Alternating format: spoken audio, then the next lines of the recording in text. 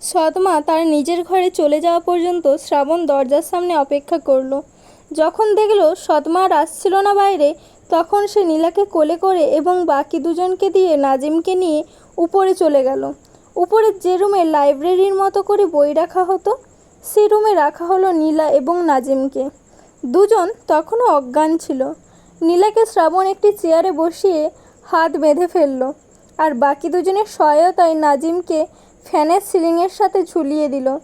নাজিম যেন কোনো রকম চিৎকার না করতে পারে, সেজন্য ফাঁসিতে ঝোলানোর পূর্বে মুখ বেঁধে ফেলল শ্রাবণ।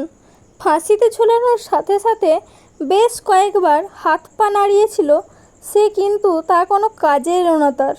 তারপর ভাড়া করা দুজনকে টাকা পরিশোধ করে নিচে গিয়ে বিদায় দিয়ে আবার উপরে উঠে এলো শ্রাবণ। রুমে ঢুকে দরজা বন্ধ করে দিল সে। ততক্ষণে নাজিম শেষ নিঃশ্বাস ত্যাগ করলো। তবুও জীবিত আছে কি না তা আবারও দেখে নিল শ্রাবণ। মৃত্যু নিশ্চিত হয়ে নাজিমের মুখ থেকে বাঁধন খুলে দিল সে রুমের কোনো শব্দ যেন বাইরে শোনা না যায়, এবং বাহির থেকে সৎমা কিংবা কাজের খালা যেন কোনোভাবেই কিছু টের না পায়, সেজন্য সাউন্ড বক্সে চালু করা হলো Hungarian suicide song the grooming Sunday. বেজে চলছে গান বিষণ্ণ রোববার, অসংখ্য প্রিয়তম অন্ধকারের সাথে আমার নির্ঘুম বেঁচে থাকা। পুরো রুম ক্রমেই আরও ভয়ানক হয়ে উঠল অভিশপ্ত রহস্যময়ী সুরে। তারপর মায়ের রুম থেকে একটি ধারালো ধামা এনে নাজিমের পুরো শরীর কেটে ছোট ছোট অনেকগুলো ভাগ করতে লাগলো শ্রাবণ। কাটার পর প্রতিটি ভাগ সুন্দর করে টেবিলে সাজিয়ে রাখা হলো। গ্লাসে কিছু পানি নিয়ে নীলার সামনে হাঁটু গেড়ে বসলো সে, ঠিক যেভাবে প্রেমিকেরা বসে, নিজের করে চায় প্রেমিকদের। নীলার চোখ মুখে কিছুক্ষণ পানি ছিটানোর পর জ্ঞান ফিরল নীলার। জ্ঞান ফিরে পেয়ে নিজের অবস্থা এবং রুম রক্তের ফোয়ারা দেখে তার বুঝতে বাকি রইল না যে খুব ভয়ানক কিছু করা হয়েছে নাজিমের সাথে। টেবিল কিছুটা উঁচুতে হওয়ায় টেবিলে সাজিয়ে রাখা মাংসের টুকরোগুলো তখনও চোখে পড়ল না নীলার। তাই সে প্রথমে শ্রাবণকে জিজ্ঞেস করলো, উনি কোথায়? নীলার ভয়কে মুহূর্তে দ্বিগুণ সত্যি প্রমাণ করে আঙুল দিয়ে ইশারা করে দেখিয়ে দিল শ্রাবণ টেবিলে সাজিয়ে রাখা মাংসের দিকে। অসংখ্য ছোট ছোট ভাগে ভাগ হয়ে আছে নাজিম। কিছুক্ষণ আগেও যে মানুষটি জীবিত ছিল সে মানুষটির এমন ভয়ানক পরিণতি, তাও আবার খুব কাছের একজন মানুষের হাতে হতে দেখে ভয়ে রাগে ক্ষোভে চিৎকার করে উঠল নীলা। বাজতে থাকা গানের গুমট বাঁধা সুর ভেদ করে নীলার কোনো শব্দ রুম থেকে বাইরে স্পষ্ট শোনা গেল না। মাংসের টুকরোগুলোর দিকে তাকিয়ে অনেক কাঁদতে লাগলো নীলা। নীলার কান্না দেখে খুব কষ্ট পেল শ্রাবণ, এবং অবাক হয়ে একবার নীলার দিকে আর একবার টেবিলের দিকে তাকাতে থাকলো সে। এভাবে তাকানোর পর নীলাকে বলল, তুমি ওর জন্য কাঁদছো? মারা গেছে বলে?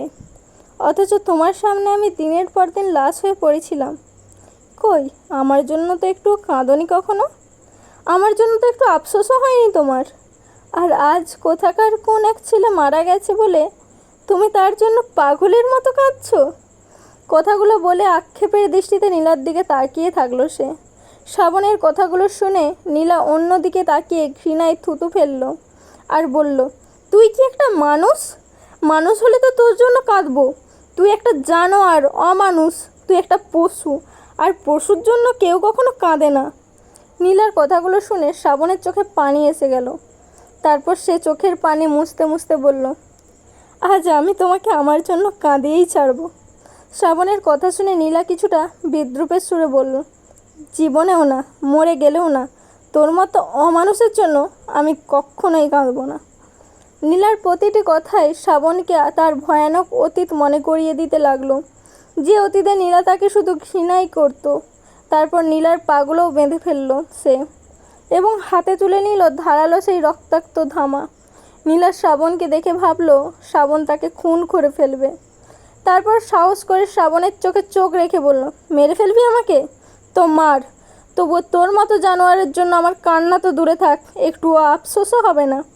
শ্রাবণ তখন চোখের জল লুকিয়ে নীলাকে বলল, না না, তোমাকে কেন মারবো? তোমাকে মারলে তো আমার জন্য তোমাকে কাঁদাতে পারবো না আমি বরং নিজেই নিজেকে মারবো, এবং এতটা ভয়ানকভাবে মারবো যা তোমাকে আমার জন্য কাঁদাতে বাধ্য করবে। শ্রাবণের কথায় নীলা কিছুটা অবাক হলো। মানে? শ্রাবণ নীলা এই প্রশ্নের উত্তর আর মুখে দিল না, দিল কাজে ভয়ানকভাবে। এতটা ভয়ানকভাবে যা নীলা কখনো কল্পনাও করতে পারল না। নীলার সামনে বসেই শ্রাবণ নিজের পায়ের উপর কোপ দিতে শুরু করলো, ঠিক যেমন করে কসাইরা তাদের গরু কিংবা খাসির মাংসের উপর দেয়। নীলা এমনিতেই রক্ত দেখলে ভয় পেত, তার উপর এতটা ভয়ানক কিছু সে সহ্য করতে পারল না।